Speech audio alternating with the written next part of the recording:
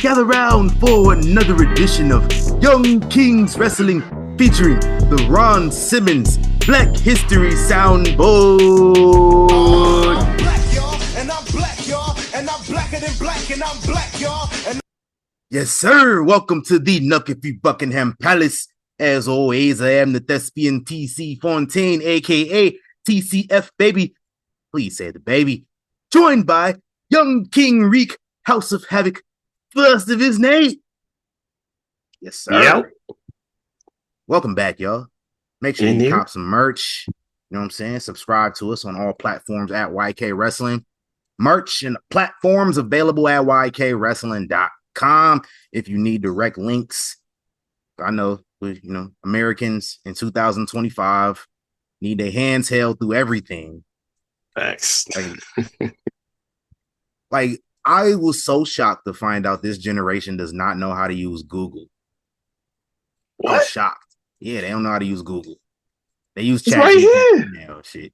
It's right on your phone. They use Chat GPT now. They don't know how to look nothing up, which, like, I'm not going to go too crazy on Gen Z for not knowing that, because, like, the platforms make it hard too.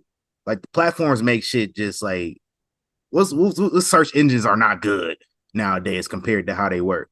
And I'm pretty sure that's by design, because they don't want us to find nothing out for ourselves.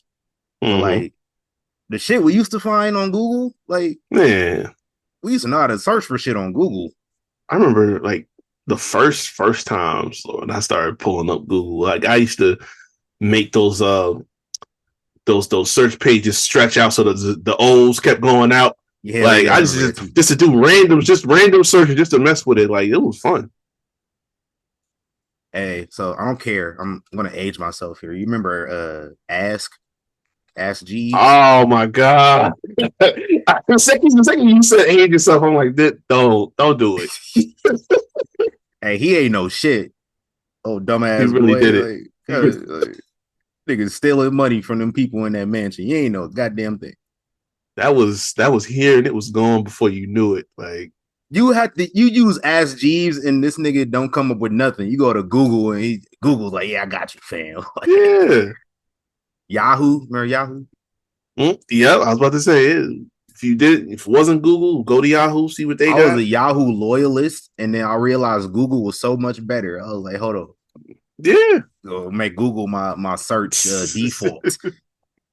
And then Chrome came out. It was so now I'm hooked on it. Niggas don't like Google that much no more, but listen, I'm loyal to the soil. I don't care. Chrome, they spy on me all they want. You convenient. I keep Chrome on this. I keep it on my phone. Like, man, you can sync all your Chrome tabs to everything. Yeah. Like, listen, all these news and rumors. I think I keep all these news and rumors together. Listen, all my passwords on there. Listen, if my Gmail just went up in smoke overnight, I would be asked out. I don't know the password to nothing. Oh man. I would have to just start over from scratch completely. Yeah, we cooked out here. Hey, Google, they got a podcast app too where you can check out Young Kings Wrestling on there. If you ever, need maybe a Spotify not working, maybe the YouTube not working, Google Podcasts, it is available. You got an Amazon Alexa, say, I'm gonna be quiet because mine be listening. Say, Alexa, play Young Kings Wrestling podcast, and they gonna play it. You good? Nah, she ain't start. I had to talk. She would have been playing Young Kings Wrestling. She talk like Helen Mirren and shit. Alexa be listening like that little kid eavesdropping in grown folk conversation in the corner. Bro, they literally played an Amazon commercial on TV, like when I first got my joint. And that shit started playing the song that it said to play on the commercial. I'm like, turn this shit off. Like, don't do that again. Oh, shout out the eavesdropping technology. They tapped in. Talk about y'all being tapped in a couple times today too. Hey, real quick, you seen that clip? I don't know if it was in China or something like that. It was a robot or whatever, and that joint was getting all up in somebody's face. It was some event that was going on, And like, you know how like fighters be doing when they're trying to size somebody up in the crowd, they be like running up on. That robot was doing that to a dude in the crowd. I'm like, oh, relax. Joe Rogan retweeted it. That's what it was. Oh, dude. Yeah, Hey, I'm like, oh relax. nah. I don't need that. I better get them clips ready, man. I was at UNLV, bro. This shit weirded me out. I was at UNLV like last month. Yeah, so I was like walking around and I walked past a motherfucking delivery robot. Oh hell! I was like, when y'all get these? I could have had these when I was going to school here, bro. I used to have to walk across campus to go get me something to eat. Like, y'all got it made. Y'all got it made. Y'all got delivery robots now, and I'm just walking past them like I'm over here looking like, what the fuck is this? Hey man, got Grubhub logo on it and everything, bro. We about 20 years removed. If y'all haven't seen the movie, iRobot. Yeah, I'm about to say, if y'all haven't seen it, y'all might want to go check that shit out. Listen, they be telling folks what they about to do. They Right. let motherfuckers think it's so cool for all 20 years and then just drop the bomb on. Like, and that's not even that far from, like, I think that was in like 2045. Mm-hmm. Like, we're gonna have a full robot civilization soon. They're gonna kill all of us. That's what I'm saying. Yeah, hey, make it quick. We're gonna be what, 50? We ain't even gonna be out of here. Hey, that's why every time I use Chat GPT, I say please. Like, hold on. Remember, I was polite to them. Right. Hey man, let's get to these shout outs real quick. Shout out Ricky Saints, formerly known as Ricky Starks, signed his contract on NXT. And then looked like he had a little bit of regret. You seen the YNs tore shit up backstage. He was like, yo, what the fuck going on here?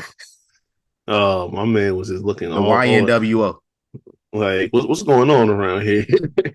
Said, damn, this is a crazy motherfucking place. Type of operation. That, yeah. He said, hey man, it could be worse. I've seen worse. Where I was at. I know he right.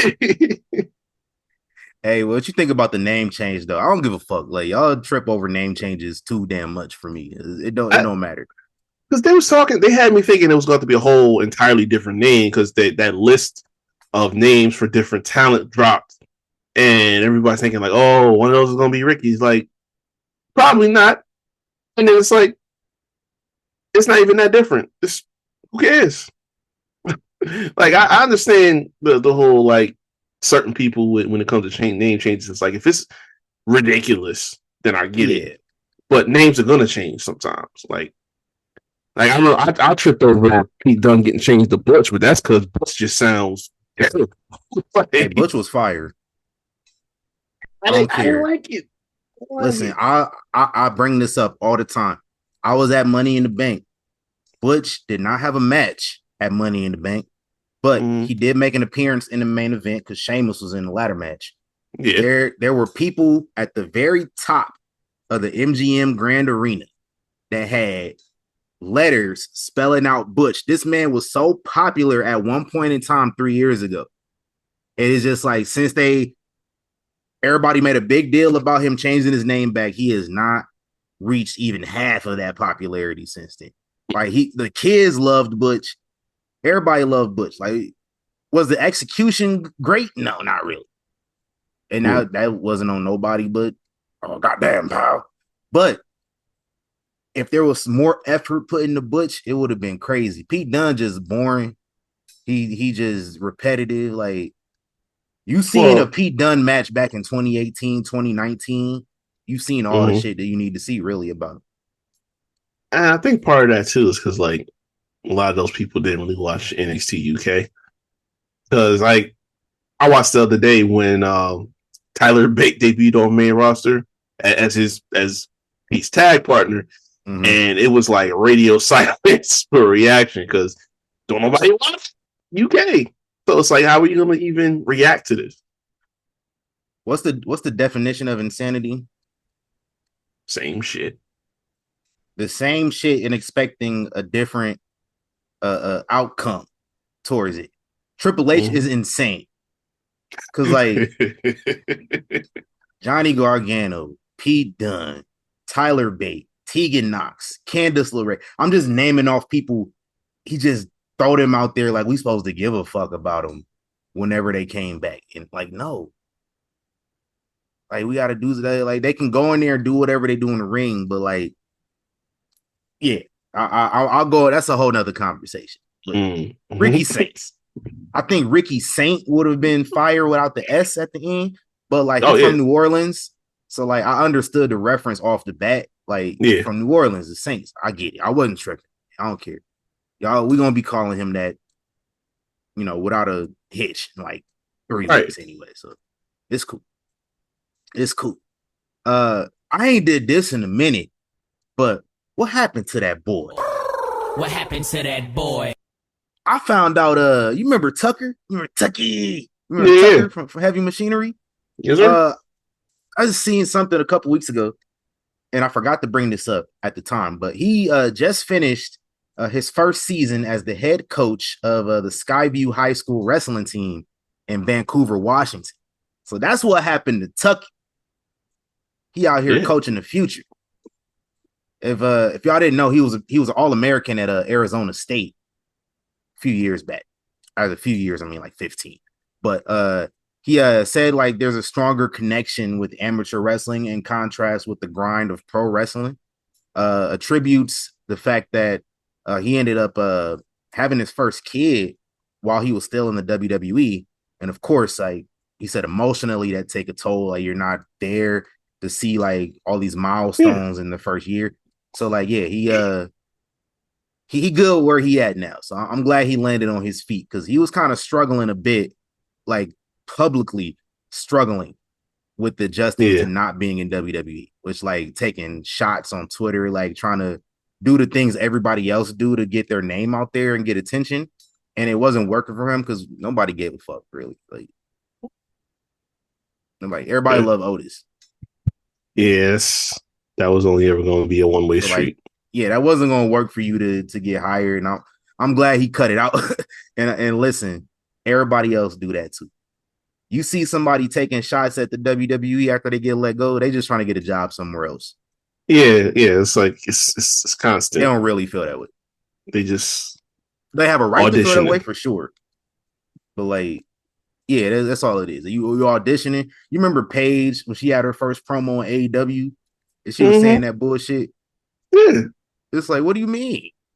It's like it's so played out because I saw and I didn't watch the whole thing, but I seen a clip of it. How Daria, Sonya Deville, was talking about her release. It's like I don't understand people that they get released and they talking bad about it. It's like I had nothing negative to say. You know what I'm saying? This has been so positive for me and it's done so much for me in my life. Exactly. Like, how can I be speaking ill just because this chapter closed? Like, I could have other things I want to do. You know what I'm saying? Maybe I still want to wrestle, maybe I don't. But it's like, I'm not going to take this opportunity to be like, oh, fuck them and fuck this and all this other stuff like other people do. It's stupid. Especially her. Like, look at the support that she got after what happened. Yeah.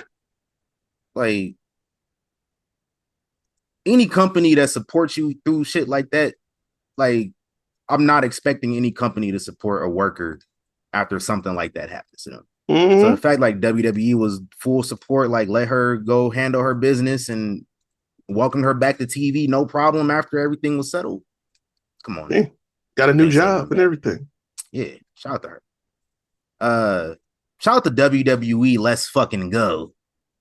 Or for TV purposes, it's called Legends and Future Greats. But Shawn Michaels said on the show that LFG stands for Let's Fucking Go. So let's fucking go. I enjoyed this first episode, actually. Like I loved Tough Enough back in the day when I was a kid. I love seeing like how they did things and it. Listen, Tough Enough, I understand the concept of it. Like they weren't going full on like breaking kayfabe on Tough Enough. Yeah. It was just like, yo, this is what we fucking do. And then when you come here, you're going to do this. Like, it wasn't exposing too much. And LFG is kind of like that too. But, like, I don't know what's real and what's, like, not, you know what I'm saying? And I like that because it restored the feeling. it was some standouts to me though on this first episode. Of course, Tyra May Steele. She's Tamara Mensah Stock, Olympic gold medalist in Tokyo in wrestling. Okay. Shout out to her. She her and Anthony Luke, which is another dude. Anthony Luke is Maxine Dupree's boyfriend, actually. So like she trained him a little bit already before he got signed. So he's a dog too. Booker T loves him, bro. Like Booker T was like, he remind me of me. And then he chose Booker T as his mentor too. And then Tyra May still chose The Undertaker as her mentor. So she gonna go for it too. They got a female Jacob Fatu on LFG. I peeped that. Listen, we don't need to do nothing else. I tweeted this, I'm like, can y'all imagine if Jacob had a little sister or little cousin in the women's division? That's all you need to do. That's yeah, she don't got to do nothing else. And she a dog, bro. They got this other girl who went to Baylor. Her name is Bailey. Bailey Humphrey is her name. Bro, you seen her? Nah. Go Google Bailey Humphrey real quick. Don't worry, I'll wait. Hold tight. I got you right now. Cause she's a motherfucking beast, bro. Like she's swole as shit. She built like female Brock. That's wild. We got the IG. Hold on. Oh, go check that out. That's crazy. You see that? that's crazy. Looking real jacked, baby. Yo. That's some smoke nobody want for real. Listen. Y'all bring her in and just wreck shit. I don't care. Like, I dare somebody to tell her she got to change her name. Listen. Hey, Pam. Pam, it's over with. You're about to go back to that list. Like, what was the other ones y'all gave me, real quick? Right. Let me just... I hope Pam still got that list she made when she first got to the PC. Right. Because she will have to choose one of them. Or go back to Davina Rose or something. Bailey is not your name no more. Look. Because she could pull off that name and be just fine. Yeah. Nah, she's crazy. So shout out to Bailey and P Nasty and Tyra and Anthony Luke. Shiloh Hill, another dude I like too. Like he gonna go far too. But Braden Ray, this nigga right here, bro. Braden Ray's been on NXT a couple times, like as an extra. Did a segment with Shanti a couple months ago. And I seen this dude on like Instagram and Twitter in the last year. So he's been there for like a year in the PC. He is a dickhead, but in a good way. Like think of like a swole Grayson Waller times 3. Oh, shit. Grayson Waller times 3 is crazy, right? It is. This dude had Undertaker flustered because like he goes out there, he cuts this promo. Like he has like this frat boy gimmick that he do. Like that's his thing. Oh yeah. He went to Duke. So put 2 and 2 together. Makes sense. Yeah. So he goes out there, he cuts this promo, and like nobody was fucking with it. So they made him redo his promo. When they first introduced the legends, like Shawn Michaels introduced everybody, this dude stuck his hand out to shake Bubba's hand. And this is why I say I don't know what's like shoot and what's not. This dude reaches out to shake Bubba's hand, and Bubba's like, I'm not shaking your fucking hand. I don't care who you are. I don't care to know who you are until you win the competition. So like this dude kind of got mad. So when they made him redo the promo, this dude just starts shooting on Bubba in the promo. And so like I saw that. This dude whole attitude, and then like him and Bubba's going back and forth. Like he talking over Bubba and shit. I'm like, listen, dog, the confidence and charisma he has, dollar signs. Like even Taker, Bubba after he walked away was just like, yo, listen, he got a lot of potential. But like that confidence and shit is dope. He got to reel it in a little bit though. Like Exactly. you talking to the motherfucking Undertaker. He had Taker flustered. Taker was like, he was pissed off. "What are you doing?" Right. Taker wasn't even pissed. Like Bubba was more pissed than Taker. But like Bubba was cool after it was over with because like Bubba get it. But like Taker was so flustered, like, what the fuck are you doing?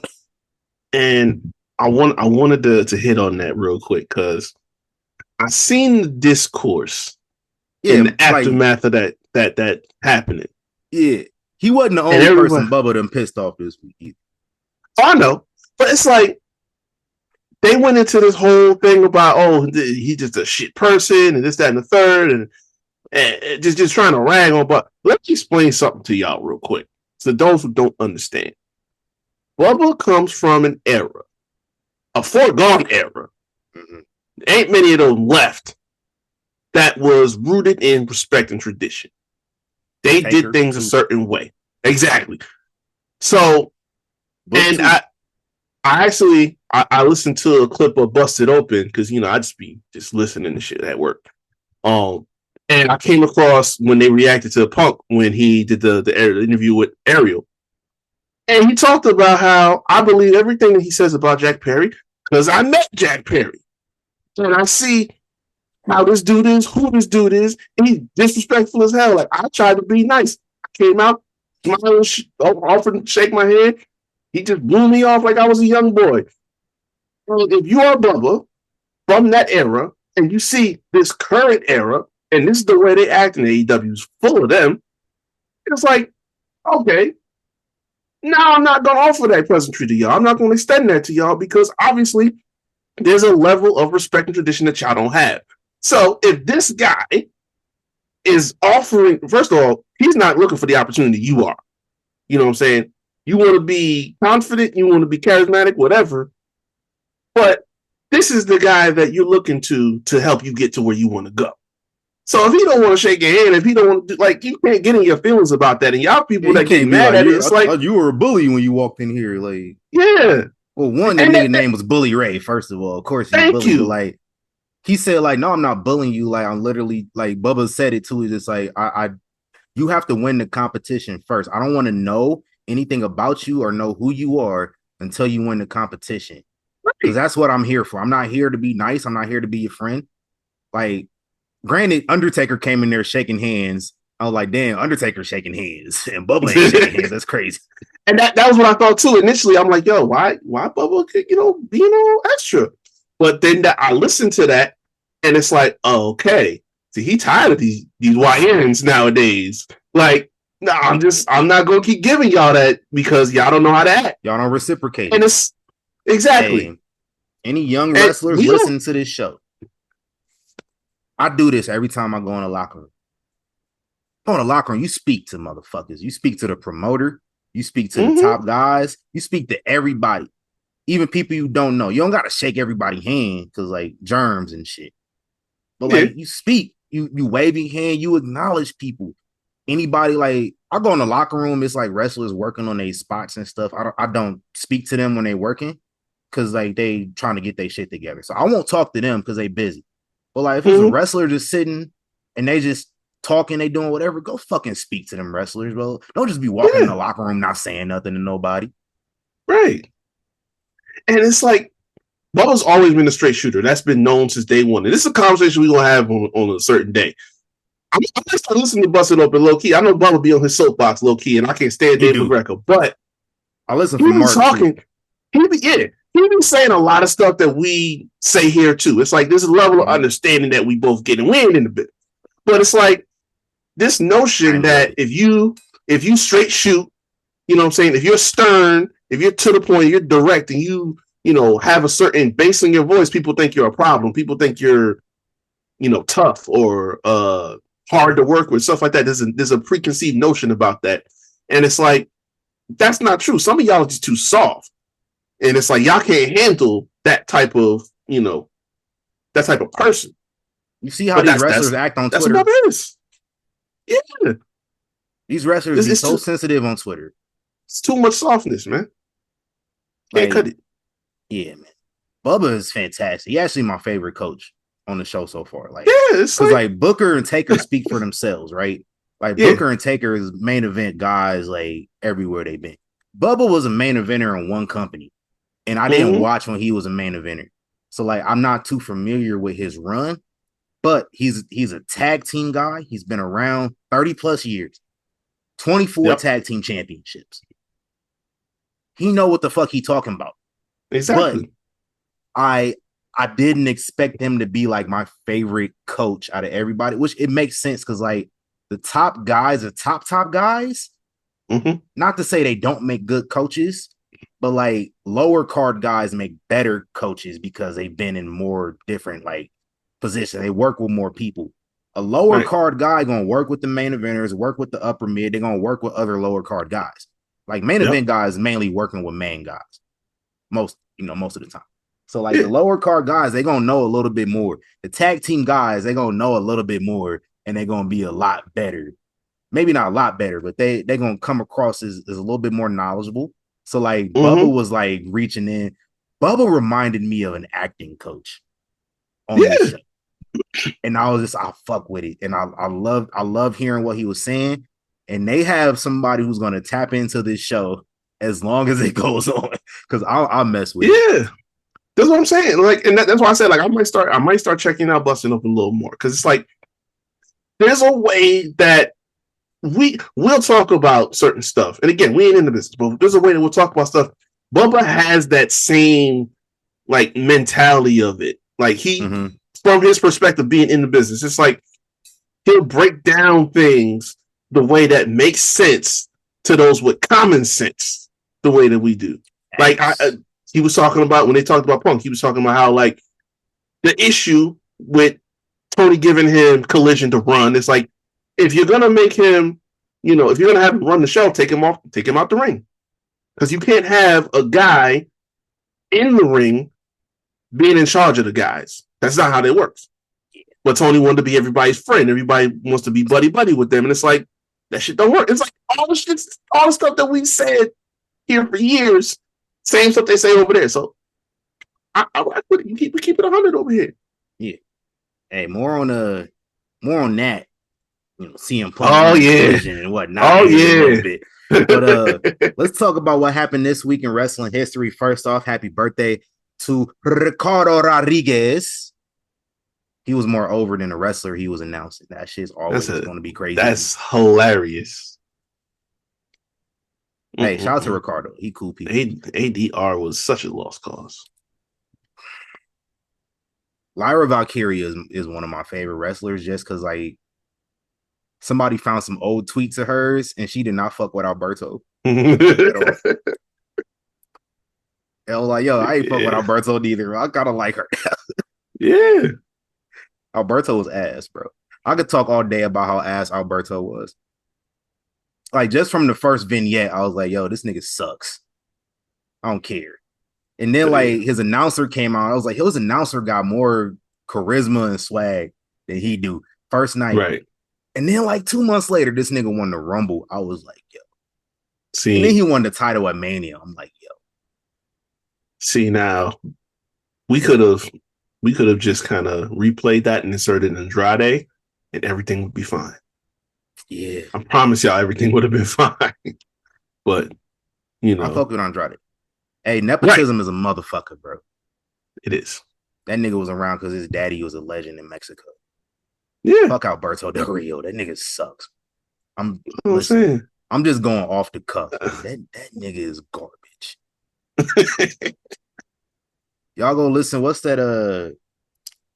Ludacris thing, Coming to America. Somebody was like, man, that nigga garbage. Like, no, it's true though.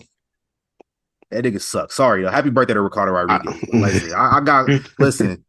Sorry, I'm gonna just go. I'll go forever about how much I could make a whole 2-hour episode about how ass Alberto is. Don't give me no ideas. I'll do it. Hey, we can make a whole episode about it. We could do it. How ass he was as a wrestler, how ass he is as a human being. One of the worst human beings ever. Facts. Anyway, let's carry on. Happy birthday to Jimmy Jacobs. Big John Studd would have turned 77 years old. Antonio Inoki would have turned 82. Happy birthday to Gato, Booker, New Japan Pro Wrestling, if y'all did not know. Francine El Torito, involved in one of the greatest matches of all time. We LC. Shout out to El Torito. Sean Spears, the chairman. Y'all remember Hachi Man from the Diamond Mine? Mm-hmm. Yeah, the Japanese dude in Diamond Mine. Happy birthday to him. Happy birthday to Raymond Rougeau. Classy Freddie Blassie was born this week 107 years ago. Sheesh. Woo! Gail Kim, happy birthday to her. Happy birthday to Killian Dane. Carlito. Bertha Faye would have turned 64. And happy birthday to the longest reigning Black NWA World's Heavyweight Champion, Tyrus. Lord. Happy birthday to Tyrus. I need somebody to fix that as soon as possible. 1989, RIP to Mildred Burke, passed away after a stroke. It's tough. RIP to Mildred Burke, women's wrestling legend, Queen of the Ring in theaters on March 7th. Y'all better go there. Yeah, go see it at your theaters. I might go see it a couple times that weekend. Because listen, we need more wrestling movies made. I saw that. I saw Cornette is in that movie. I'm definitely going to see it now. You know, Cornette. He been dying for something like this. Hell yeah. Who else in there, man? We talked about Naomi last week being in there. Mm-hmm.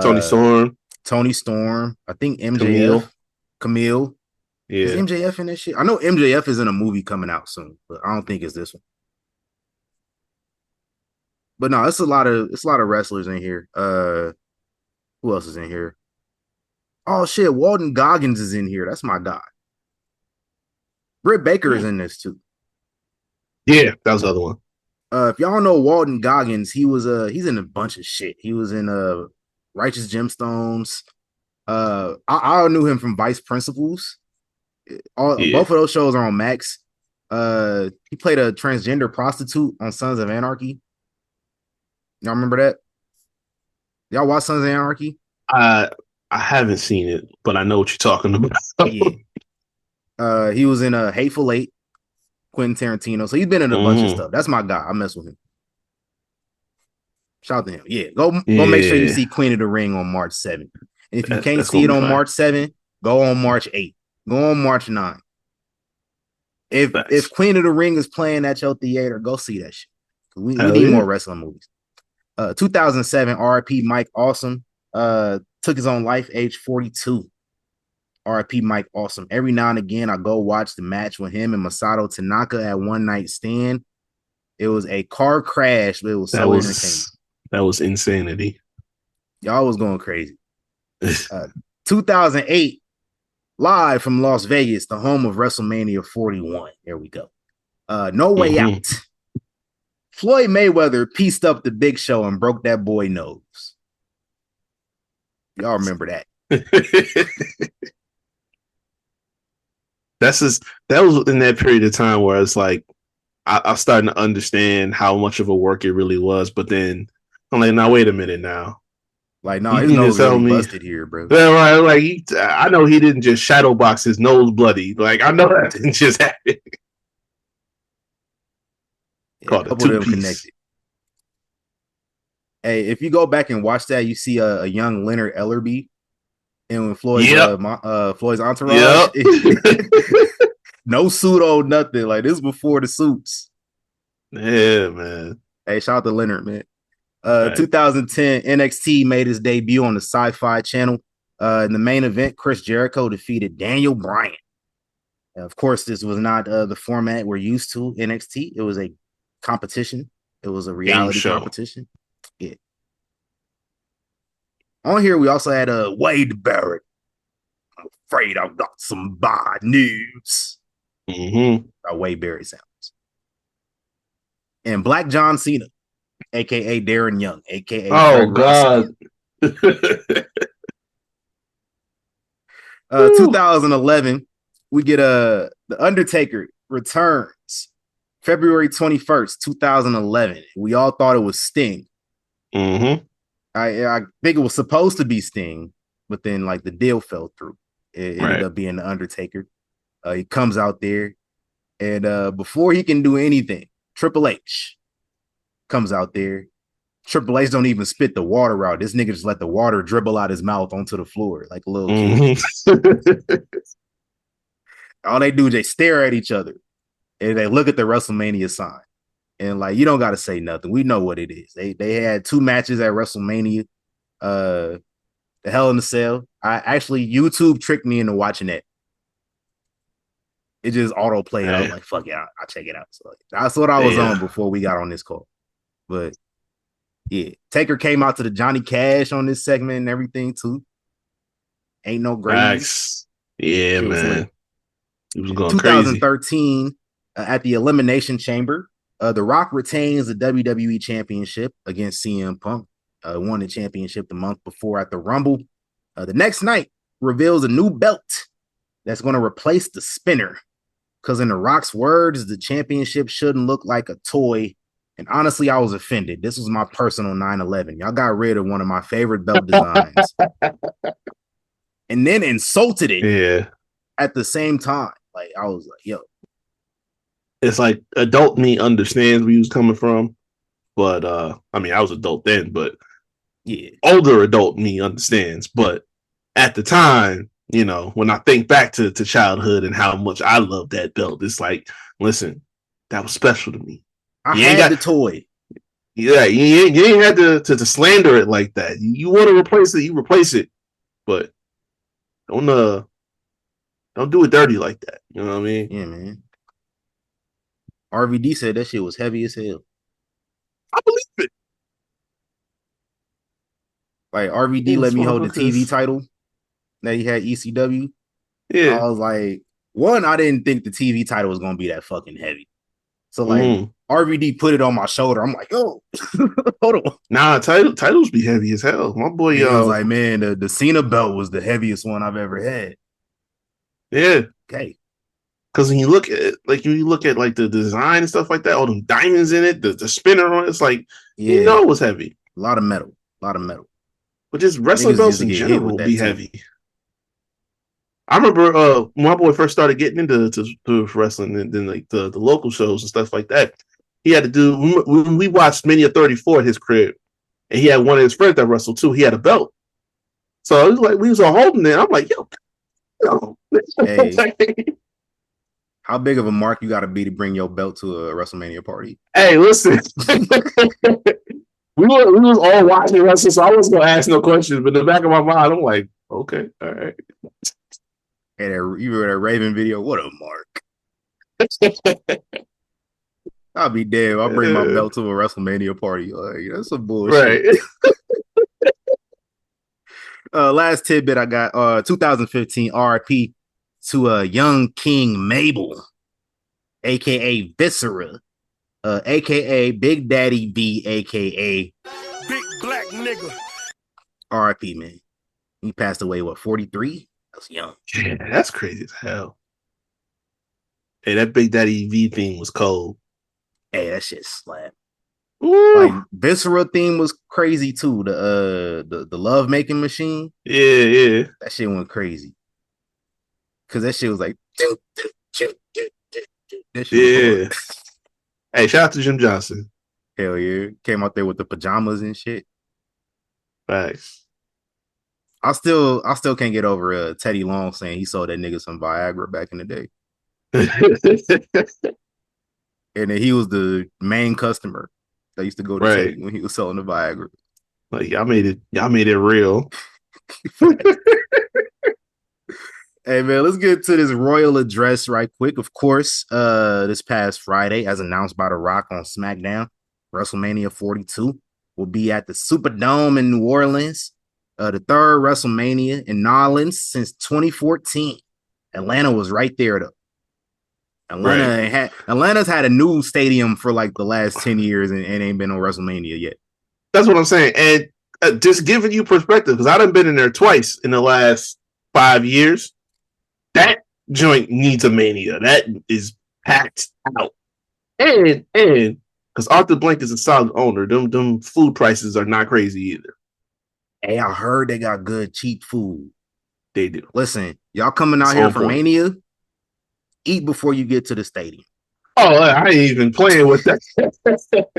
Listen, my ass paid I remember $18 for a chicken rice bowl at a Raiders game like 3 months ago, bro. that's crazy as hell. I remember SummerSlam. I'm like, yo, what's going on with Yeah, y'all I remember over here? SummerSlam. I had to give me a hot dog and some fries, bro. Yeesh. That's all I got.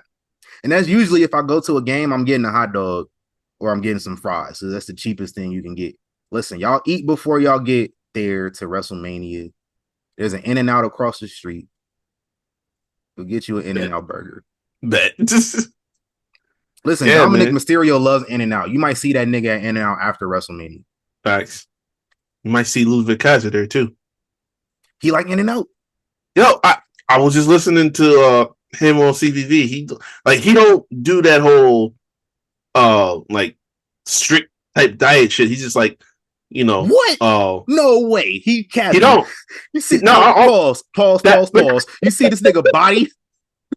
Yo, I'm just telling you what he said. He be like, he does. I think he said like a reverse diet. So it's like you decrease how many calories you take in. So basically, like you starving your body, and then you just start gradually getting to a point where you can start accumulating those calories on a regular basis. But it's like it's just all in moderation. He's like, so if I'm somewhere where there's an In-N-Out, you might see me in there having a burger or two. I'm like, oh, so okay, burger or two. Yeah. And we find out Ludwig Kaiser be on them double doubles. Right. Like, you want that? Okay, listen, I don't believe you. You need more people. I said, I this dude stopped has and I was like, negative body fat. Talking about some he In-N-Out. I don't believe I heard him say that. I'm like, hey, yo, what? Hey, I'm gonna stick him up for his metabolism. Like, give me that metabolism, nigga. No, straight up though. Him and Finn. Yeah, Finn too, bro. That motherfucker like 45, looking like that. That's crazy. Right. Hey, dude. Vegas better get WrestleMania in like 3 years if New Orleans can get 3 in 12 years, bro. Yeah. I need WrestleMania here for WrestleMania 45 at least. I'll wait. And somewhere in the middle, get Atlanta. Like, yeah. Because where they going? They got one in Indy coming up soon, so like they already taken. I bet you they're gonna go back to Jersey at some point after a few years after SummerSlam. Go back to that. I'm ready. We got 2 nights now. I don't gotta be out all damn day. Yeah, it's true. So like, let's get it. Hey, no, like I'm not gonna go to no more WrestleManias because this is the price of the breakup. But oh yeah, that's fast. y'all might see me in Nolans. I might go to Nolans just to have a ball. Go to all the other events. Hell yeah, man. I might start doing that. New Orleans and Nashville are on my short list of places in the U.S. WrestleMania needs to be in Nashville too. Oh yeah, they building that new stadium. It's going to be like a matter of time. Because like I didn't know Nashville got down like that till I ended up working for this company that was headquartered in Nashville. Mm-hmm. And then like they was talking about how like funny it was and shit. And then they had a SummerSlam there. I was like, yo, this shit do look kind of jumping. Yeah, I'll go there, do some things. What else we got on these royal addresses? Let's speed through these because we got a lot. Oh, real quick. Shout out to you remember Deborah? McMichael? From like she was Stone Cold's wife back in the day. Yeah, Deborah McMichael. Yeah. She was Steve McMichael's wife first. Yeah. You know, since she left wrestling, she did an event the other day and she was talking about like what she's been doing since she left wrestling. She went back to school. She went to Bama. Got a bachelor's and a master's in criminal justice. Okay. And now she worked for the DA's office in New Orleans. Nice. That's dope. So yeah. Shout out to it. Also, shout out to Angel Garza. Just welcomed his second child. I just saw that earlier today. Hey man, get that lady a break, bro. You and Giannis Antetokounmpo need to chill out. Just Giannis' wife pregnant again, bro. Oh my God. Y'all got to chill, man. Hey, he working. I ain't mad at him. Nah. So speaking of Las Vegas and events taking place in Las Vegas, Mania Week is about to be crazy because we just gonna go ahead shows, bro, and throw another, and we're gonna throw another major promotion in there because TNA features Unbreakable April 17th at the Cox Pavilion. Cox Pavilion. Y'all running small ass Cox Pavilion is crazy because Thomas and Mack is literally attached to the Cox Pavilion. Damn. Go look up Cox Pavilion and like just go to the images and you see how small that gym is. Like that's where they play the other summer league games that's not in the main arena. And it's so small in there. I can't imagine the smell. Woo! Yikes. Cause like they ain't gonna be okay. Y'all could have did Thomas and Mack, I think, and got away with it. Like WWE don't run Thomas and Mack no more. Like last time they ran Thomas and Mack was 2017. They be used to the smaller arenas. I don't know why, but Thomas and Mack is small. Like Thomas and they got like a 17,000 seats. Like that's small compared to T-Mobile, what got like 20 something. Damn. So like it's a secondary stadium that's used. Like the NBA uses it for summer league, but like all the other events like that they have at Thomas and Mack Center, they have like multi-level marketing conferences and shit most of the time, and like they block half the arena off for that. So like, you can block half the arena off for some TNA and have it in there. Like we can have pyro in there if you want it. You can't have no pyro in the Cox Pavilion, I don't think. Damn.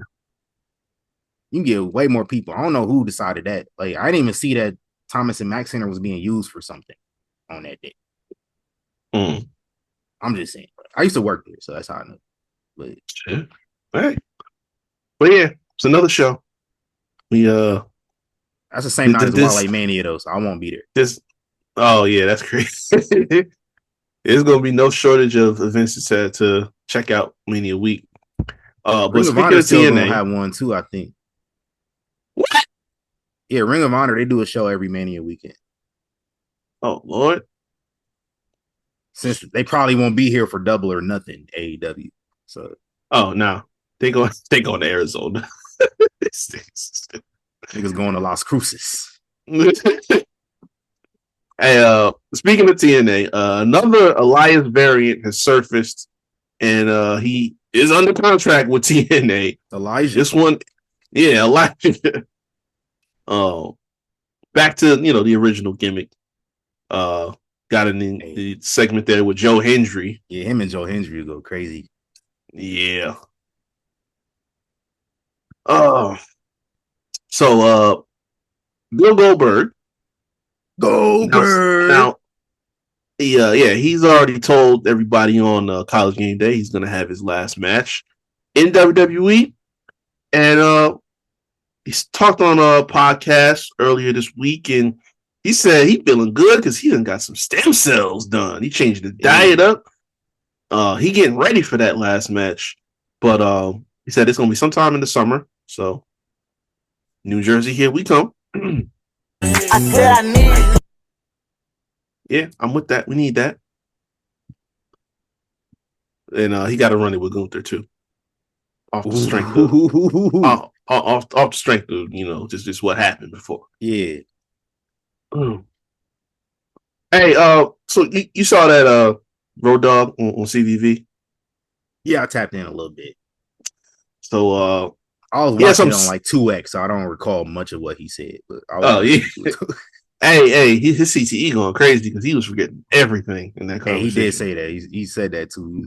He brought up the CTE. He was making a lot of not dad jokes. He was making granddad jokes. Right. Some of them I was just like, I had to stop and pause. I was just like, this nigga's like 55. I'll give him a break. Right. But back in Mania 35, obviously it was Kofi Mania. Yes, sir. And Road Dogg said initially he had his mindset on Big E being the guy in that spot, winning the title over Daniel Bryan. And that's what he had penciled in, but somebody else on the writing team was like, nah, boss, you don't got this right. Kofi's the guy. Because he was more so looking at the guy that he thought was the champion, looked like a potential champion. And he wasn't so much focused on the response, with the way that Kofi was connecting during that time and everything was going on. So he's like, yeah, I guess, he listened to him and he said, I was happy to be wrong because it played out exactly the way it was supposed to. But he was leaning, and we still got Big E as champ. You know what I'm saying? So it all worked out. Thanks. What else we got? Man, I'm gonna need folks backstage to when somebody tells you something, just mind your business and don't go run into the media. Because oh boy, JDC, Johnny Curtis, Fandango. He had a Q&A session, same event that Deborah was at. And he just decided to come out his mouth and say, you know who I talked to last week? Said he's got 1 or 2 matches left in him. Shawn Michaels. Okay. Heartbreak Kid. And everybody in their mom was like, why would he do this? Listen, at the end of the day, I guarantee you that man was just thinking out loud because, he's probably feeling good. He had plenty of time away and he's not taking bumps no more. I'm sure his body feels a lot better. He was probably just saying, like, oh, if I wanted to, I could probably wrestle a match or two. That's all that was. Didn't nobody tell this man to get in front of some media and some cameras and start saying, oh, Shawn said he's got 1 or 2 matches left in him. You did this shit on purpose. He was trying to start something. Man, sit your ass down. Big facts, man. I gotta stop that shit. Sad story. Carmella's contract expired. And from the look of it, we may not see her in wrestling at all. I think she's moving on to another phase of her life. She done removed anything about wrestling, anything with WWE. She is straight up Leia Vandale all the way on through. Obviously, she's a mom now. So I more than likely just finding a new avenue in life. So, it's all good. Ain't gonna trip. I'm sad, but, it is what it is. Maybe after some time go by, she might come back. Who knows? But Carmella from like 2016 to late 2018. Whoa, no. Right. Carmella from 2016 until like when she was doing all the 24/7 shit with Truth. Oh yeah. Up there with everybody else. Like it was one of my favorites that whole time. Yeah, that was fire for real. I've never been more disappointed to see Carmella than SummerSlam when we was there. Oh man, listen. And I got bought a shirt for a match that never took place. Dog. That's nasty word. The Steiners are trying to keep pace with all these families in wrestling because Scott's boy, Rex Steiner, is officially under an NIL agreement with WWE. We had been talking about this since like back in December that once he was playing at Jacksonville State, that once he's done playing, he might consider and he done already talked to Triple H, so it's a possibility. They inked it, it's going down, and if old boy is anything like his cousin, he about to be cooking with some Crisco in this motherfucker. Man, he look just like Scott too. Yeah, man, that's about to slap. Speaking of shit that's about to slap, Dwayne "The Rock" Johnson, who we'll talk more about as we go on here. Yeah. But my guy about to level up because he said, y'all thought I was a movie star before. He about to be in a Scorsese movie with Leo DiCaprio. Uh-huh. Hey, man. That's about to hit. That's about to hit some gas. Listen, he heard y'all talking all that Batista shit. every 5 days, niggas be like Batista the best wrestler turned actor. He heard y'all talking that shit. It said, "All right, my nigga, I'm working with Marty. Bet. It's over with now." Shout out to Marty, man. More on this film though. They say he playing like a Hawaiian crime boss. Yeah. So, and you know, like most of Martin Scorsese shits is like based on real stuff. So, like, he based on somebody real. Yeah. And I'm here for. I see every Martin Scorsese film. So we were there. I think The Rock is producing this too, if I remember that. Oh, okay. Yeah. And then he got the Smashing Machine joint coming out too. That's gonna be fire. Oh yeah, I forgot about that shit. Man's out here looking like Ken Shamrock and shit. Facts. I still got to see that. What was it? Kills the Flower Moon. I still got to check that out. I heard that was fire. Yeah, I heard that was fire. It's long as shit, but I know. I already know. It's like 3.5 hours, but it's good shit. Leo went crazy. Yeah. Lily, was it a Lily Gladstone? She went crazy. Yeah. I think she won an Oscar for that shit too. Yeah, that was one of my favorite movies that came out that year. That's what's up. What else we got on the room? This may or may not be cat, so that's why we call it the Royal Dress of Rumors. But I see multiple stories going on about this royal frustration with the women's roster. And said Cap, so of course it's gonna be a certain big Cap from Fightful. Yeah, it was Fightful. So it was usually if you hear anything about like somebody being frustrated in the locker room from Fightful, it's a short list of people that it came from if you pay attention. Yeah. Chelsea Green is one of them. Natty is another one.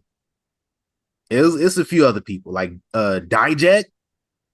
When Dijak got released, all of a sudden we don't hear nothing about what's going on in NXT from Fightful. Y'all notice that? Interesting. Well, so with this being said, if I narrow it down, I don't think it's Chelsea because what she got to complain about? Like she get TV time, she got a championship. Got to be Natty. Wow. Funny you should say that. Because apparently this was said to Big Cap. This is what he told him. He said he was told, or rather he was asked, reached out to him and said, dude, can you find out if I am listed internally as a heel or babyface? Because they're really not sure. And also there was talked about not wanting certain Mania pictures because they don't want to just be in token tag matches anymore, which I understand. But since you just mentioned their name, he said, for example, I'm not going to say Natalya is frustrated. They signed Natalya. They wanted to keep Natalya. They had created plans for Natalya. And it was Natalya done since then. Hasn't done anything. Not being on NXT, not being anywhere. So, dead on the money there, bro. Hey, that's what motherfuckers used to do. They used to do that shit to Stephen A. Smith, like back in the day when Stephen A. Smith wasn't all over the place and he was just like covering the NBA. Yep. I'm talking like 20 years ago. It would be certain niggas that used to go to Stephen A. directly and be like, publish this. Kobe, Iverson, couple of them niggas. Oh, yeah. Like Stephen A. was the one they trusted more than anybody else to do some. And then Stephen A. Smith will be like, I've heard from people close to Allen Iverson's camp. Nigga, Allen Iverson told you that himself. Right. But I understand it's journalism. You can't reveal sources. Yeah. You gotta, muddle it up a little bit. All of a sudden, y'all don't care about. Oh, never mind. Hey. Don't get them started. And this is my favorite one. This is the two-parter. I'm gonna close it out with this. TK the Snowman strikes again. And unfortunately, I have to cite the Seltzer-verse because do you want to build a snowman?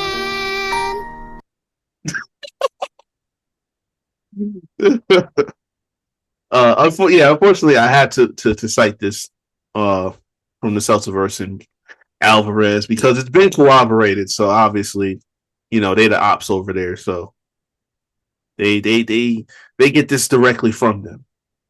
But apparently, I heard there's some new ops in AEW. Yeah. We ain't gonna talk about But but yeah, this 50 years is old calling himself an op. Come on, dog. Yeah, no, this has been verified. Folks in the company have been so frustrated with not having production meetings before shows. How in 2025 are you having a major wrestling show and a major wrestling promotion and you not having production meetings before show? A wrestling show that has 2 shows on TV used to be 3, and y'all don't have production meetings. Nigga, that makes everything so much more obviously clear as to what's been going on. But listen, I digress. Like, I saw AEW, they coming to my hometown next month for a Dynamite and Collision. Last year they did a Collision across the river, which is like 5 minutes across the. It takes like not even 5 minutes across the river from Omaha and the Council Bluffs, which is like in Iowa. They hold a show in Iowa at this old ass arena in Council Bluffs. Yeah, that's like a 10-minute drive from downtown Omaha. I'm thinking y'all niggas could have held this shit in Omaha, where the Omaha Mavericks play at. Y'all probably don't watch the Omaha Mavericks. They in the Summit League. Nobody watches Summit League basketball. But like that's a newer arena. It just opened in like 2016. Right. Y'all could have did a show there last year, and I was just like, y'all niggas could have went there for all the trouble if y'all was going to be in the Omaha area. And now they listened to me and they booked that same arena for Dynamite. If y'all niggas would have been listening to me the last 5 years, and y'all could have sold out where the Creighton Blue Jays play at in downtown Omaha, where WWE be at, where all the big artists go to perform at. But now don't listen to me. Oh man. And then about the same time that came out, of course, that was a segment, I think it was on Dynamite, where Thunder Rosa's in there, and she's in there with what was that? She's in there with Megan Bain, which, by the way, goddamn. Hey. Oh.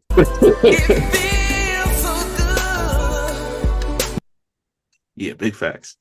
But yeah, I don't know what happened in that segment there. She just was about to swing the chair, didn't swing the chair. It's like a clear loss of communication or no communication there about that spot, which again, production meeting would have alleviated that problem. Moving on to the second part of this. Book of the year. Man, listen. The second part of this involves Jonathan Coachman, because on his show, I don't even know if this is true, but he's saying this is what he knows about. You remember the meeting that Shane had with Tony? Yeah. So apparently, these are the details. Apparently, during said meeting, Shane McMahon said to Tony Khan that he wants equity in the company. And also, he wanted to come in and run the entire show. And then, after said meeting, supposedly, Tony Khan ghosted Shane McMahon completely. Interesting. And he got that CM Punk PTSD.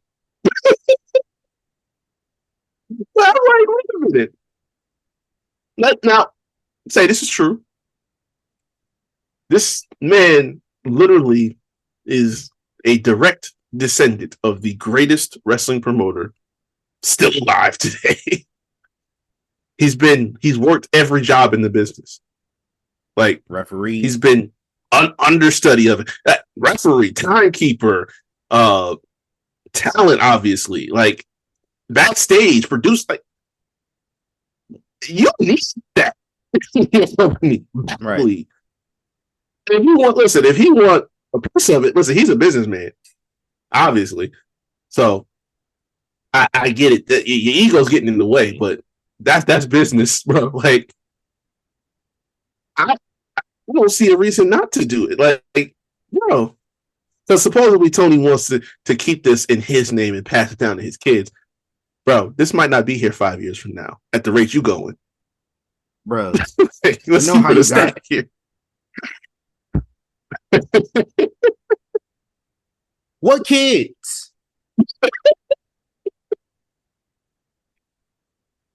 Unless you plan on adopting, there's a certain activity you have to engage in order to have kids, Tony. I know wrestling is your life. Oh, Now I get it though. Like I get like, listen, you said Shane wanted to come in and take over my company. I get he a businessman, but listen, I bought a stock in a company that Shane McMahon was the president of a few years back before I knew Shane was involved in this company. yeah. I'm looking now. That shit is 2 cents. It's not even listed Oh on Lord. the NASDAQ or the New York Stock Exchange no more. Yikes. So I get it. So, I ain't doing that shit. Got that like I said, that CM Punk PTSD. Like you don't know if he gonna backdoor you and sell this shit to Vince and like I Vince mean, get that's the true last too. laugh. So like That might be I true. understand. I get Hey. rare W by Tony Khan. I get it. Huh? Okay. I ain't Speaking think of of that. Tony Khan though, I got one last thing. I seen Ryan Nemeth, Nick Nemeth, formerly known as Dolph Ziggler's brother, is suing Tony Khan, AEW, and CM Punk. Yeah. Yeah. Was he even around? CM Punk? Yeah, he was. Oh wow. He was. Because he claims that he was assaulted by CM Punk in the locker room on June 21st, 2023. This is when like CM Punk first came back. I think this was the first episode of Collision, actually. Yeah. Little context here, because Pepper's Farm remembers. I looked at the day, I read the lawsuit. I looked at the date that they said that this took place. This dude called CM Punk soft on Twitter 3 days before the lawsuit alleges that he was confronted by CM. And he claims it was assault. He insinuates that after this situation, he was blackballed. In the lawsuit, uses the word benched from AEW after this situation. Like I said, I peeped the lawsuit. This shit is getting thrown out like a Marvin Gaye CD on a family road trip. Shot. Like he was shot by his daddy. Yeah. Listen, the dates are poorly researched. They call Ryan Nemeth a very successful wrestler, actor, comedian, and stuntman. Because the lawyers lawsuits gotta do that. Lawyers do that when they file lawsuits. They butter up their client. Basically, this lawsuit says that Tony Khan was too busy with his admiration of CM Punk, but I'm going to use the term dick riding CM Punk to do anything about Ryan Nemeth getting assaulted, even though CM Punk got fired. So if I'm one of the AEW lawyers, I'm be like, yo, this nigga got fired. One, the lawsuit said that the brawl out shit happened in early 2023. This happened in the fourth quarter of 2022. So like, right. There's no research done. Any judge worth their salt is throwing this shit out after everything comes together. Like, it's gotta be kidding me, bro. And say now, hold on. You can't throw glass stones. I said glass stones. You can't throw stones in a glass house. Yeah. And then when a nigga confronts you about it a couple days later, you out here filing a lawsuit. That's that shit Drake did. Yeah, right. First of all, now let me make sure I got this right. June of 2023, approximately 2 months before All In, which effectively was the end of CM Punk. Yeah. In AEW. So you mean to tell me that he assaulted you 2 months before he assaulted Jack Perry, which, I mean, realistically, was just a nigga catching what had coming to him. Right. Which nobody talked about it. Right. And nobody talked about it until now. You don't think if Dolph Ziggler's little brother got jumped by CM Punk, we would have heard about it before 2025? Come on now. I do remember hearing something about a situation between them, but I didn't know it was on some shit like this. But again, it's getting thrown out, wasting everybody's time with this. Mm-hmm. Wasting everybody's time. Oh, have mercy. Anyway, y'all funny. yeah, all some bullshit. Hey, let's talk about one more thing that happened this week, and then we can talk about the Elimination Chamber and then get up out of here. What we talked about last week? We said what NXT needs to do to get better. Yep. And one suggestion that I brought up is like maybe this talent initiative between TNA and NXT could help shore up and make things a little bit more interesting on NXT. And one thing I said, y'all can bring in number 51 against Oba Femi, which is not the first time I brought this up. Oba Femi himself has brought this up as well. Yep. These niggas actually did it. The very next episode of NXT. Number 51 showed up looking like a toddler, shitting themselves in the corner of the room. Bro, I ain't never seen so many shit jokes on Twitter in one segment. Oh my God. Hey, you remember House Party? Yep. And they took a shit in Play's toilet, and then the toilet broke and they couldn't flush the shit down. JT put that clip next to that picture of Moose. Oh. Y'all ain't right, man. Y'all grimy as hell. Hey, they was roasting him up too. I see somebody say Justu said he looked like Droopy. That's crazy. I see somebody say, when did Moose start wearing Jordans? Oh, yeah, I think he wore Jordans before. I've seen him wear Jordan. Oh man, he an athlete. He's playing the NFL and shit. I'm sure. True. But they was going in on this nigga on Marks with Mikes the other night too. I seen it. I watched the clip just like an hour ago. Like, yo, like, damn, like we wouldn't even go that far on niggas, right? Because that's how I feel. But listen, you just stick to 51. That's all. Yeah.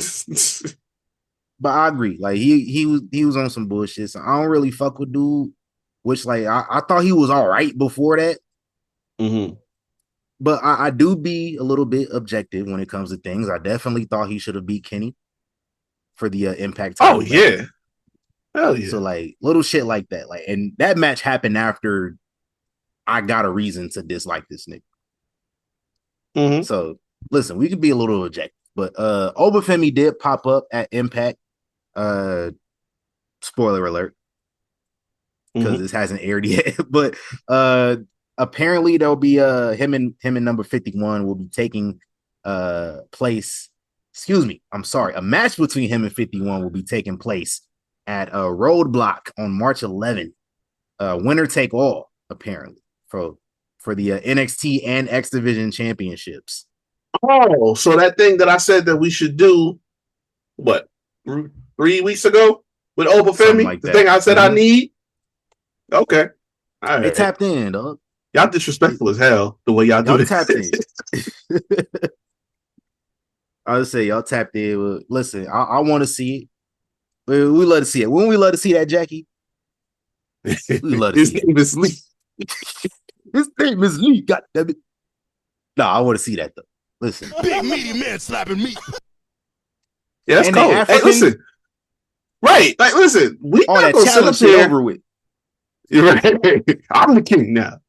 Well, we're not going to sit up here and act like you can't wrestle. Like, listen, Moose is solid in the ring. Swerve is solid in the ring. It ain't like we just going to sit up here and, disregard that. We just, on the merits, it's like Dave Chappelle said, I'm just judging them on the merits of their character. They're just rude fucking people. And conveniently black. There we go. Just when they want to bring it up, they bring it up. But Lord forbid anybody else tries to acknowledge them in the community. It's like, oh, I don't want to be measured against other people of color. Black people that say people of color, just I'm not gonna go there. I'm not gonna go there. I despise the term people of color when you're referencing black people. I don't care if you use people of color to reference nobody else. I don't give a fuck about them. Nigga, I am not a person of color. I am black. I am not BIPOC. I am black. I'm not a minority. I am black. I am not African American. I am black. Mm-hmm. Yeah, man. That people I get a soapbox about that. I can't stand that shit. 51 and 52. Now them niggas is people of color. Right. They don't want to be black. They own that. They can own that all by themselves. I don't care. Anyway, let's talk about Elimination Chamber, man. This Saturday, live from Toronto, the Rogers Center, I believe. Is it a Rogers Center? I know they got a Rogers Arena and a Rogers Center. Yeah, it's Google. It is Google. It is Formerly known as the Sky Dome, where WrestleMania 18 took place. Though I know it as a Sky Dome, but yeah, it's the Rogers Center. Okay, because Rogers is basically the Cox Cable of Canada. These niggas have a monopoly on all the telecommunications in the entire country, and these niggas have several businesses that they have licensed their name out to. So, yeah, okay, type shit. We got Nia Jax and Candice LeRae versus Tiffany Stratton and my goat. Ooh, Patricia Stratus. It feels so good. Listen, I didn't watch SmackDown, so apparently Trish was on SmackDown a week ago. Which, like, nigga, if I knew Trish was showing up on SmackDown, I would have watched it. Right, like, I did. And the fact that I ain't see nobody mentioning Trish Stratus appearing on SmackDown last week. What was that about? So imagine my surprise when they was like, hey, Trish Stratus is wrestling at Elimination Chamber. I'm like, what? Mm-hmm. I ain't complaining though. Like Trish Stratus must know that we in Las Vegas, and she wanted to make sure that her personal number one fan got a chance to see her one last time. Oh yeah, so it's gonna happen. It's gonna happen. If her and Nia Jax is gonna run the ones. I'm telling you, calling it right now. Yeah, if you told me I'd see Trish on every single PLE this year before the year started, I'd be like, huh. I ain't mad at it. Who you got winning this? I guess Trish and Tiff. It just makes sense. I don't see a reason to flip. Yeah, she can't lose in her city. Not again. She did at SummerSlam. Right. Yeah, we got to get the look back for that. But like Trish Stratus, the first person I knew that had a retirement match in their hometown and won it for a championship. As champ, right? Yeah, went out. That's what's up. Tell me she ain't the GOAT. Nah, give me a Trish Stratus win. And listen, I'm listen. Gotta get them WWE World tickets now. Oh, listen. I said wherever Trish Stratus doing a meet and greet, I am there. Whether it's WrestleCon, whether it's WWE World, I'm there. Mm-hmm. I seen Faye Jackson about to be at WrestleCon though, so I might have to be there too. Oh, yeah, that's right. That's right. I'm trying to take some Chris Brown pictures. We got some. Hey, we got receipts for you because you once upon a time you were a coward, and we gotta address that. I don't know what. You don't remember she alleged that she was going to do something if Big E won Money in the Bank. Yeah. Played us all. Took our ass to court too. Oh yeah. Mm-hmm. Oh yeah. We listen. While I man it, we got to bring that up. Right. Next match. This nigga Kevin Owens and Sami Zayn had dinner the other night. And then Kevin Owens excused himself. He said, I gotta go out here and record this promo for work real quick. I'll be back. Oh man. That's the problem, because it's like if we didn't know that they are that tight, this would hit. This would hit crazy. Man, but it's so like funny though. We already know. So, you know what I'm saying? Like, come on, bro. I can't even. But I can't even get hyped for this. Yeah, I'm hyped though, because like Sami Zayn gonna get smoked. Oh, I know this is gonna slap. I know this is gonna go crazy. Listen, my thing is like we could have did this in April, but I get it. I know it's Canada, but like I think we could have still hit all the same story points that we want to hit if we were to like let this run out. But I get it. Like we had the Sammy promo on Raw. Well, Adam Pearce is just like, nah, nigga. We can have an unsanctioned match though, and I don't got no liability for you motherfuckers. Exactly. Like we could have did that at the chamber though, and then Kev could have took Sammy out at the chamber, and then he's off TV for like 6 weeks. You don't need him on TV. Basically, what they did with Sean in 02. Same shit. Yeah, I can see that. Like literally all the same, like bar for bar, you could have did it the same exact way. Have Kev take him out, like. So I think we might get that in this unsanctioned match. Sami Zayn wins. That's my pick for this. Sami Zayn wins the unsanctioned match. Kevin Owens takes his ass out for like 6 weeks. And then since I know that y'all tapped in, 3 stages of hell at WrestleMania. Okay, see, I had something different in mind, but that would go crazy. Because see, when Kev hit him with that pile driver, I said, this man, listen, for whatever we think of Sammy, Kev done gone out of control with trying to kill niggas. Like, first it was Randy, then it was Cody, now it's Sammy. Like, he done got out of control. It's time for him to face some kind of, like, containment. Best way to contain 2 people is in a structure. And we ain't seen this since October. So if we get to April and Sammy comes back around, like, you know, say maybe the first week of April, we can go ahead and book that. You know what I'm saying? Sammy KO and Hell in a Cell. We ain't seen that yet. I'm with it. Yeah, go crazy. But 3 Stages of Hell, I've been saying for years we got to bring that back. So it's the perfect. I ain't gonna be mad at that y'all either. Tapped in, so hell yeah. Because I'm thinking like, man, you burning this. This is a money match for WrestleMania, and we burning it. It is early, but no, right. Like it's an unsanctioned match. You can't do nothing about these niggas about to kill each other, and that's what. Right. It don't need to be no long drawn out situation. They just need to go off the rails. Somebody need to get near death, and somebody got to stop in and stop the shit. Yeah, I do think Kevin's gonna win though, because you know it's WrestleMania. It's Sami Zayn. Everybody loves Sami Zayn, so we gotta make this ending as glamorous as possible in April. That's true. So that's what I'm seeing it. Y'all gotta have him win another joint though. Talk about Sammy. Sammy actually has 2 in a row so far. Yeah. At Mania. Yeah. Yeah, that's too many. That's too many already. All right, who do you think he is? Taker? Like, I don't care because it ain't gonna main event, so I don't really care, but yeah, that's a lot. Y'all did too much last year. I remember this old tweet Trump had. He was like, there was fraud in Philadelphia. I just seen it. And then like first thing I thought of, Sammy beating Gunther. Nah, for real though. That's a perfect example.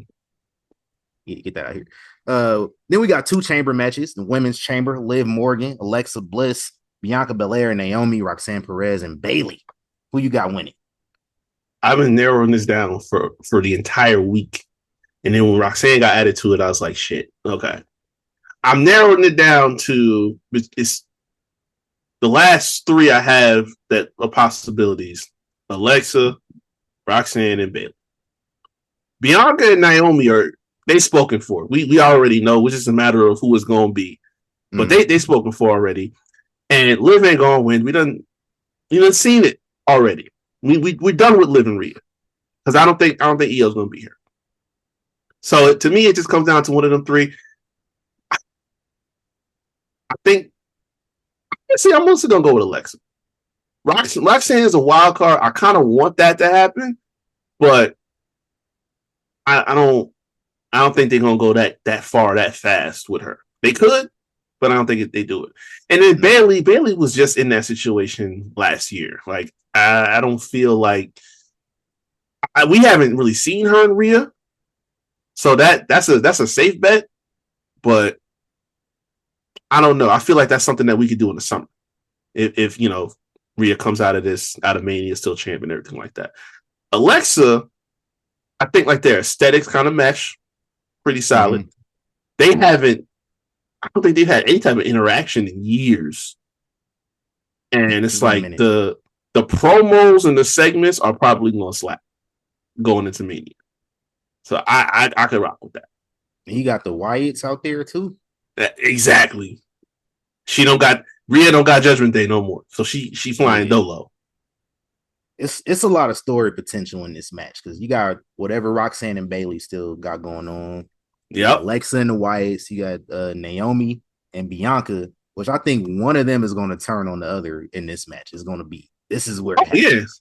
Oh, it ain't no question. Yeah, that's definitely going down. Y'all want me to believe that Liv and Spanish Rachel did that? No. Just because they was walking around? Nah, fam. Nah. Come on now. Y'all full of shit. And it's funny too. They said Jade ain't been answering no calls or texts.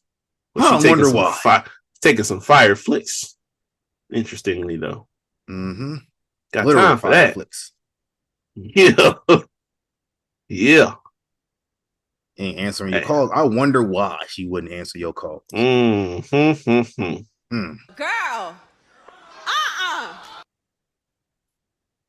Think we stupid? Hey, that's gonna go crazy in April because Bianca's undefeated. She is. Damn. Hey, we gonna have to start. We gonna have to start another streak with Jade if it don't happen. Like there's no wrong answers to beat Bianca though. I know, but I understand why if they do. Yeah, I wouldn't trick them. Then we got the men's chamber: John Cena, CM Punk, Damian Priest, Logan Paul, Seth Rollins, and Drew McIntyre. I think John Cena got more championships than like everybody else combined. Oh yeah, of course. Yep. Who you got winning? The winner is gonna face Cody at WrestleMania. You already know. John? Okay. Hell yeah. No word said. I'm not gonna predict the winner because I feel like this match should open the show. And it's gonna open the show. And whoever wins the chamber, whether it's Cena, whether it's Punk, Drew, I think whoever wins this chamber is going to appear in the segment that I think should close the show. And that's The Rock and Cody Rhodes.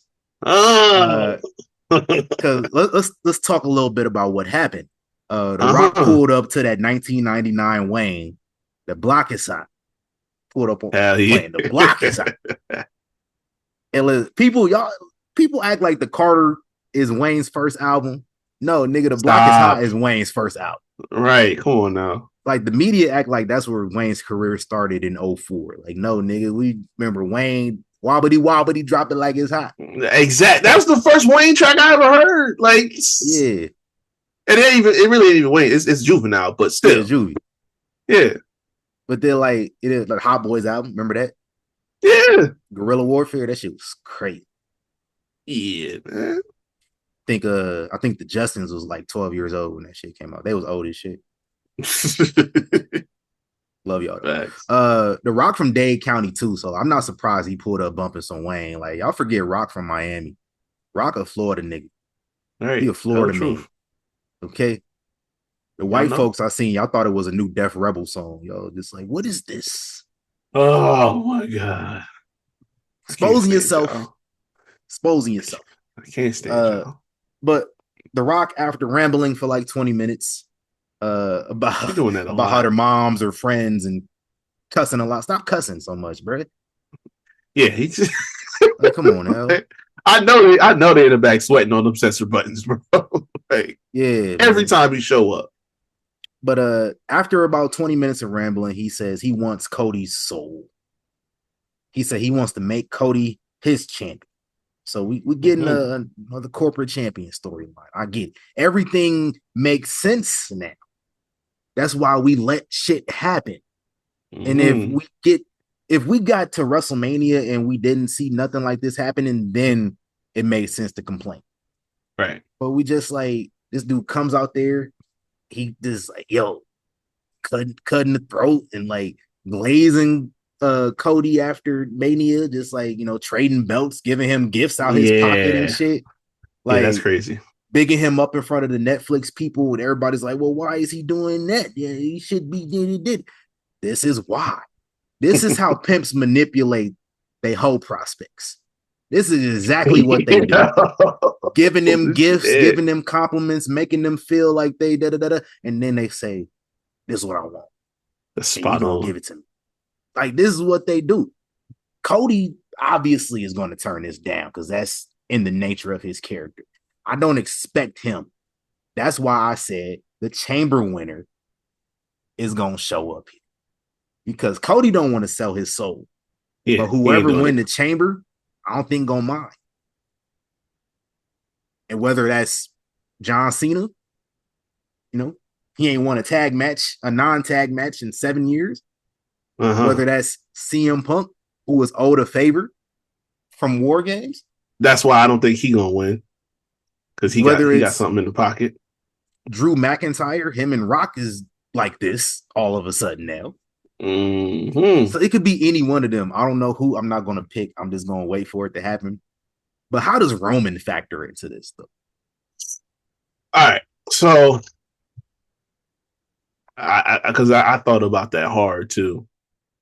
I think it makes sense to close the show with this segment for all of these reasons. I got Cena winning because, to me, it all kind of makes sense to if you watch Cena's press conference after the Rumble. Yes. That was a tone that man has not used before. Like, you don't hear this dude typically talking about how, what's best is me winning the title. What's best is me main eventing WrestleMania. He don't talk like that. So he already started that change of attitude right there. It ain't nothing. Him and Dwayne is tight now. Like, they done, they had a little thing at Mania, but like, they cool. They done handled that business. So it ain't nothing for him to come out and be like, listen, Cody don't want to play ball. I'm right here. I'm already following in your footsteps. Teach me the game, Ghost. Like, it's what it is. It's right there. Oh, now, Roman,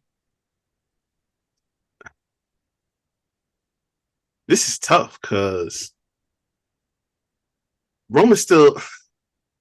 I want the match, man. I want the match. He getting ready to do a Scorsese movie. We're not going to get another opportunity to do this, right?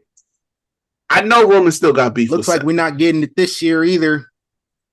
Yeah, it's like I know we still got beef with Seth and everything like that. I'm on y'all ass. But my thing is, look, he can step in there and be like, yo, the fuck you doing? Like, this, you up here trying to buy people's souls, stuff like that. Like, you doing too much right now. This is not what we was trying to do in the bloodline. We was trying to run this shit, and you up here trying to buy people. Like, what's going on here? And then you get into a little whole thing about trying to pull some weight around because he's the high chief. Gonna be that, but like, what the Rock gonna be like? Oh, so it was cool you to team with this nigga in Atlanta, right? But now it's a problem. It's cool when they do it. It's a problem when I do it. Fuck. Okay. It's gonna be. I think they could do one of them swerves like they did at the the kickoff event in Vegas last year, where it's like Rock can be on his side for a minute, but then the second he starts talking out of turn, Rock is gonna be like, "Whoa, hold on, fam. You, this man took your title, and you came back, and he was on his side. This man disrupted the success that I came back to help you. I helped you win the main event of Mania. Man, you dropped the ball. Came out of that main event. I was helping you. I was whipping that boy. You had it in the bag, and you fumbled. You can't talk to me about nothing right now. Because I'm the high chief. You the tribal chief. I'm the high chief. Yeah. It's a difference. It's levels to this shit. And we can kick that off right there. I'm just saying. That's a night one main event. If y'all want it bad enough. And then night two, listen. Y'all saw WrestleMania 17. Y'all know how that closed the show. Hey. we've been asking for I don't know how many years. Ain't nothing to flip that switch. You know what I mean? It's the perfect time. It's the literal last chance to do this. Hey, listen. I'm with it. The way they be cutting up the vignettes for Mania this year. Triple H talking about what happens here be legendary. That shit would be legendary. I'm just saying, man. I need that. Need it in my life. We gotta do it, man. We got to. Hey, man. Best Mania ever. Facts. I'm claiming it. They got to make up for that debacle last time they were in Vegas. WrestleMania 9. Oh God. By far the worst WrestleMania I've ever seen. That's not even.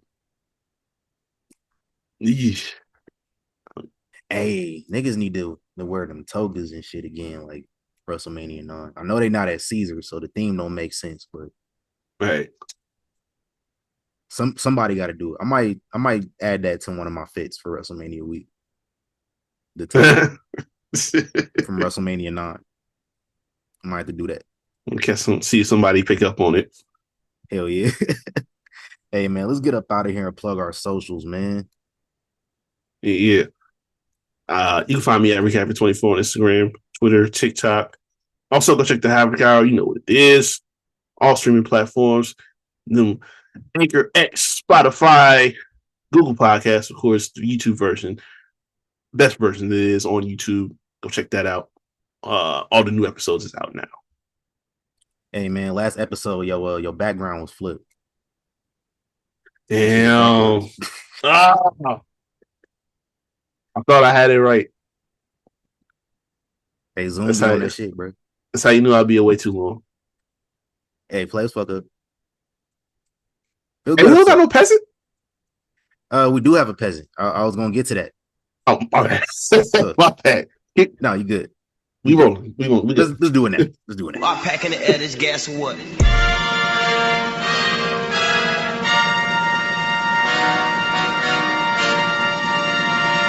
These peasants, you peasants.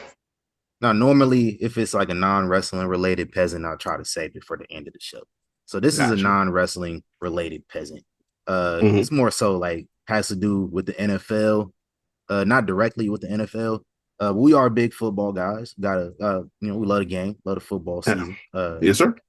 Not gonna shout out the Philadelphia Eagles, but no, they did win the Super Bowl this past year. Good for y'all. Yeah, good for you. Oh, yeah. Somebody unfortunately had to win between those two teams. But outside of that, we do have a lot of respect for the game of football, a lot of respect for the legends of the game. With that being said, Tony Martinez, bring that ass here. Bring that ass here, boy. Who the fuck is Tony Martinez? Tony Martinez is not an NFL player. Nope. He's never played in the NFL. But this guy, Tony Martinez, randomly, just out of nowhere, goes and for some reason, the first person he thought the tag was Antonio Brown. No idea why. But he tags like the Panthers, I think, tag the Ravens, which are the two teams that Steve Smith Sr. played for in his career. He also tagged like all of Steve Smith Sr.'s sponsors. Yeah. I think NFL Network. NFL Network, who Steve Smith Sr. works for now. Steve Smith Sr. was sexting this dude's wife. Sexting his wife. Posted the screenshots of the text messages, and they were extremely vulgar. They were reminiscing on their escapades with each other and talking about how much they missed each other. And like, yikes. This dude's wife told this man, Steve Smith, the things she would have done if she didn't have to go home to her whack ass husband. Paraphrasing, but that's kind of listen. No, they ain't. Mercy. Oh man. Steve Smith Sr. retired with the Ravens like 10 years ago. This dude's wife works with the Ravens marching band. He works with the Ravens marching band. There is a video that came out of like a few years ago. This dude, Steve Smith, was a conductor. Oh no! For the marching band. Oh man! And this dude posted all the screenshots. This dude's wife talked about how she wanted to feel it in her hand and how like her IUD was getting rearranged. Just crazy shit. And look, niggas gotta take their L in silence.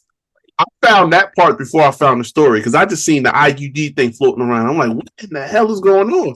And I had to follow them breadcrumbs back to the story, and I'm like, oh, this is some nasty work right here, y'all. Gross. Yeah, man. Like in the words of Steve Smith, ice up, son. Ice up. We ain't need to know that. You need to take your L in silence, or if you don't want to take your L in silence, you take the advice from a Hall of Fame wrestling legend. You know what I do? I pull out the Glock, put it on his forehead, and spill his brains all over the concrete. Like, don't come up here telling us about it. Oh man. Hey, listen. It's biblical justice, man. It's, you know what I'm saying? Like that's if you was really about that, you know, that's how you gotta handle it. You know what I mean? But yeah, man. That on the social, and then that clip of him getting him on the phone, like, why did you do that to yourself? Like, bruh. Like, hey, you smashing my wife. You feel good about that? Sorry. You feel good about that, Steve? Nigga said, I'm sorry. He said 2 words, and he ain't said nothing else to West of the way. He's just sitting there in silence waiting for him to talk, like, Steve. Like, bro, just hang the phone up. Hey, man. I'm just saying, get rid of that guy. Take care. That's OJ Simpson.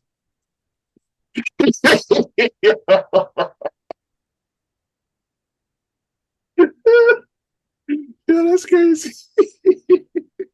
Hey, man, I'm the thespian TC Fontaine. Follow me on Instagram if you feel so inclined to at tc.fontaine. Go to foyflix.com for some good photography. Y'all can book me for WrestleMania week if y'all need a photographer ringside. I'm just saying, ain't nobody hit my line yet. What's going on, man? But I'm going to keep reaching out to y'all. I'm going to keep sending my portfolio. All of y'all need photographers at this point. Yeah. You got 50-11 shows getting ready to go now. Y'all all need photographers. There's literally over 100 shows. Yeah. So y'all need somebody. If not, I'm gonna take my talents to where I'm respected. My usuals.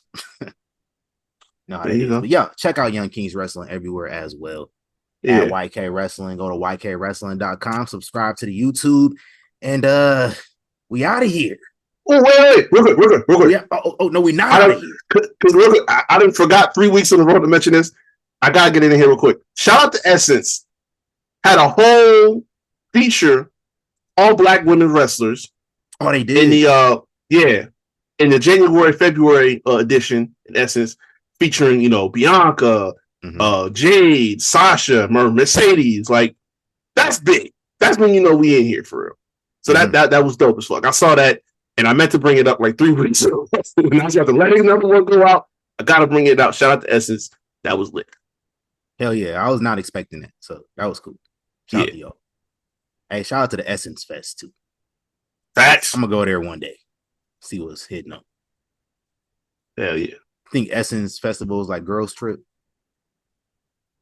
Feel like a section of it is. Yeah. Like you'll know when you walk into it. You know what I'm saying? Probably. Be a little crazy. Yeah, y'all get a little nuts. Yeah, man. It's in Nolans too. That's how y'all gonna be acting for WrestleMania. Listen, when the word fest is in the event, something crazy, something is wild. Somebody's. I'm gonna check out Girls Trip later. Man. Good move. Facts. All right. Yes, sir. We officially out of here. All right. Yeah. Go.